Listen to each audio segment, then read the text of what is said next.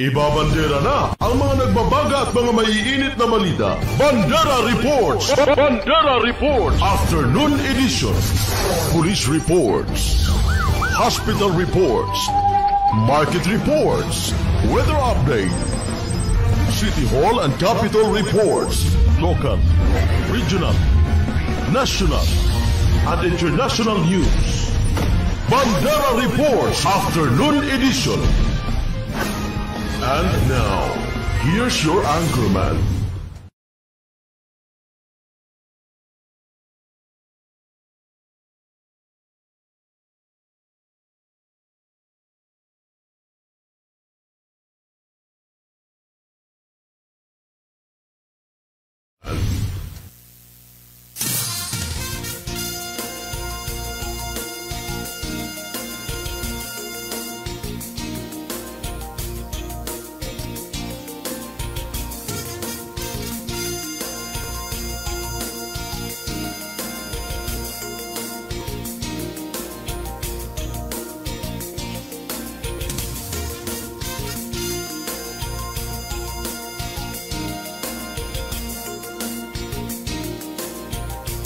Bandera Reports Afternoon Edition. Balitaan sa Radyo Bandera, Cotabato. Bandera Headlines. Oath-taking ceremony ng LG officials sa Maguindanao. Matagumpay na naisagawa ang oath-taking ceremony ng local chief executives at newly elected officials. Bandera Headlines. Former Barangay Kagawad Abol Muiz Mizmiz Maulana. Pinabulaan na ng mga kumakalat na isyu pagkakaugnay ng kanyang pamilya kay Adam Locke na siyang di umano'y suspect sa panggugulo sa isang barangay sa lungsod ng Cotabato. Bandera Headlines. Lalaking may kakayahang nananakit ng kanyang kalibin, himas rehas ngayon sa kapulisan. Bandera Headlines. Nasa higit 100,000 na mga kontrabando ng sigarilyo na sabat sa checkpoint sa Hulu-Sulu. Bandera Headlines. Isang lalaking driver ng payong-payong patay sa aksidente sa barangay Taviran, Dato din Sinswat, Maguindanao del Norte. Bandera Headlines. Dalawang daang mangingisda sa Talitay, Maguindanao del Norte na kabenepisyo ng fishing nets mula kay MP Alindato Pagayao. Bandera Headlines. Bandera Reports Afternoon Edition.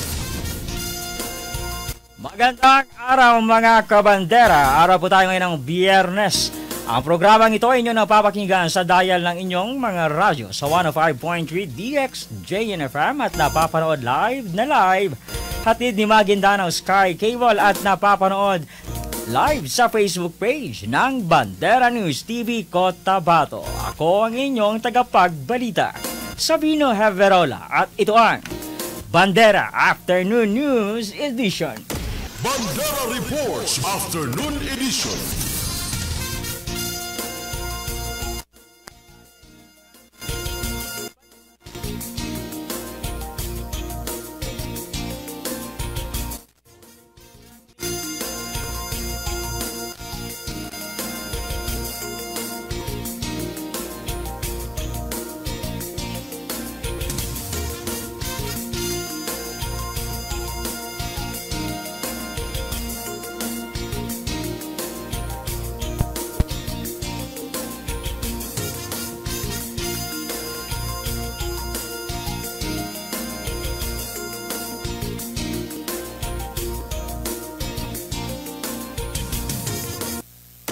Bandera Reports Afternoon Edition.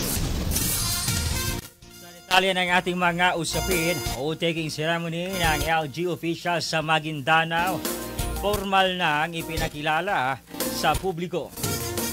Pinangunahan ni BARM Chief Minister Abdul Rauf Magacua, kabilang sa nanumpa sina Maguindanao del Sur, Governor Dato Ali Midtimbang, Maguindanao del Norte Governor Dato Tucao Mastura, Congressman Esmael Manguda Dato, board members, alkalde, at ang mga vice-alkalde sa dalawang probinsya.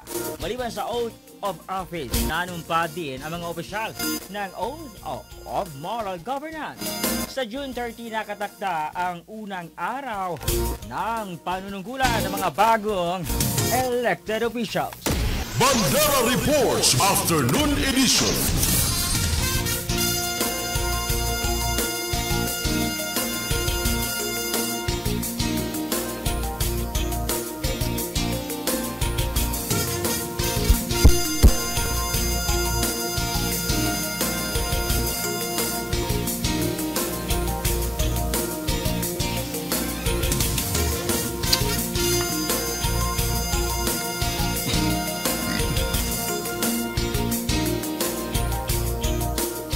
Bandera Reports Afternoon Edition.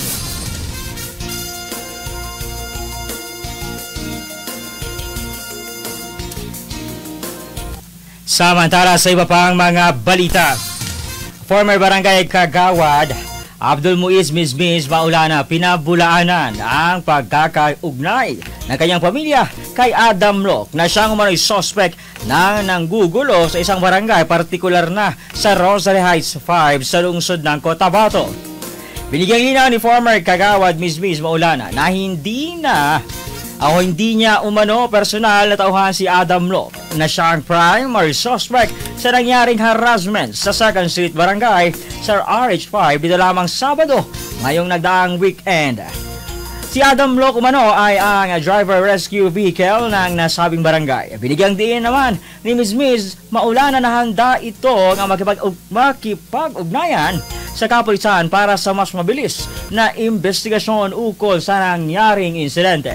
Nagpaalala naman si former Kagawad sa lahat ng mga residente ng Rosary Heights 5 na huwag mangamba dahil hangad naman umano ng kapulisan at ng city at ng kasalukuyang administrasyon na siguraduhin ang seguridad sa lugar.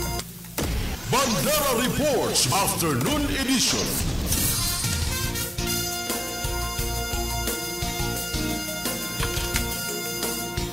Samantala sa iba pang mga balita, construction worker arestado sa kalakaran ng illegal na droga. Arestado ang isang construction worker matapos mapagbentahan ng isang police poser buyer sa Zone 8 sa Rosary Heights 1 sa lungsod ng Cotabato kahapon araw ng Linggo. Kinilala ni City Police Station 1 COP ang naaresto na si alias Dagul, 24 na taong gulang, may asawa at residente ng nabanggit na lugar.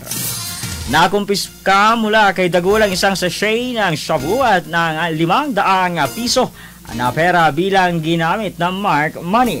Samantala nakapit na ngayon ang nasabing suspect sa piita ng Estasyon 1 ng lungsod at posibleng maharap sa kasong may kaugnayan sa pagdabag sa Republic Act 9165 o ang Comprehensive Dangerous Drugs Act of 2002.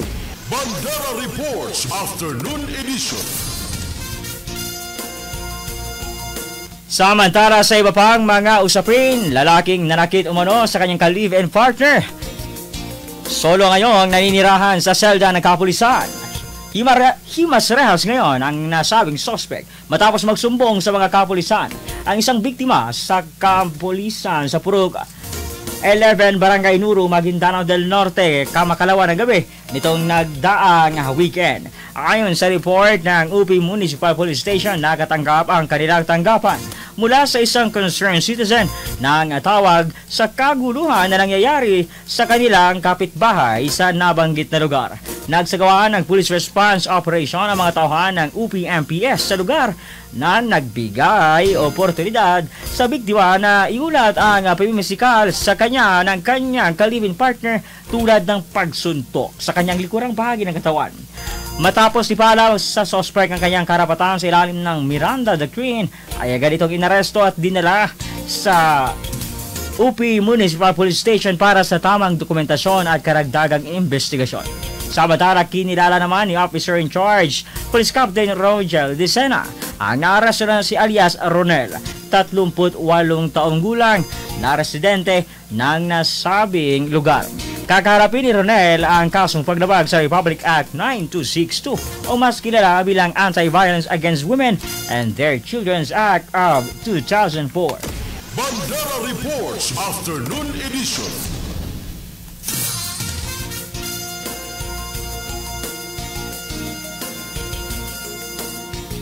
Samantala sa iba pang mga balita, nasa higit 100,000 na halaga ng mga kontrabando na sabat ng kapulisan sa Hulo-Sulu.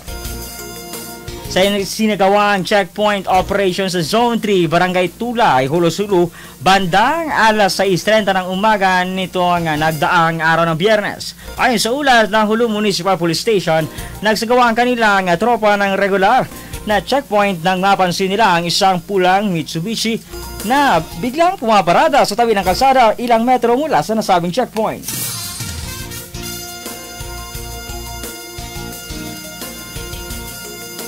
Ang driver ng sasakyan ay nakitang nagmamadaling lumabas umano sa SUV at tumakas hindi malamang direksyon. Dahilan upang maghinala ang mga nasabing personnel sa nasabing checkpoint. Agad na sinigurado ng kapulisan ang lugar at nagsagawa ng masusing inspeksyon sa nasabing abandonadong sasakyan.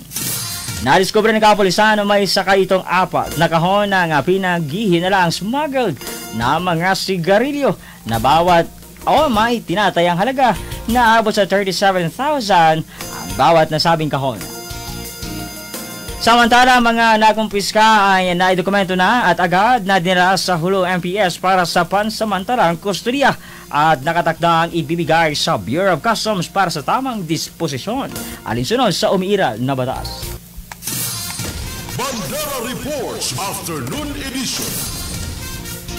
At yan ang kabuuan ng mga balita na aming nakalap mula dito sa News Center sa Bandera News TV Cotabato ngayong araw ng Lunes, ikalabing 6 sa buwan ng Hunyo 2025. Ako ang inyong tagapagbalita, Savino Heverola, at ito ang Bandera Afternoon News Edition. 105.3 Radio Bandera Cotabato City. Inakarespetado sa news and current affairs. Ito ang bagong radyo ng sambayanang Pilipino. Radyo Bandera. Tahanan ng mga balitang totoo, musikang bago at may serbisyo publikong taos sa puso. 105.3 Radyo Bandera. Iwawagayway ang bandera ng balayang pamamagitan.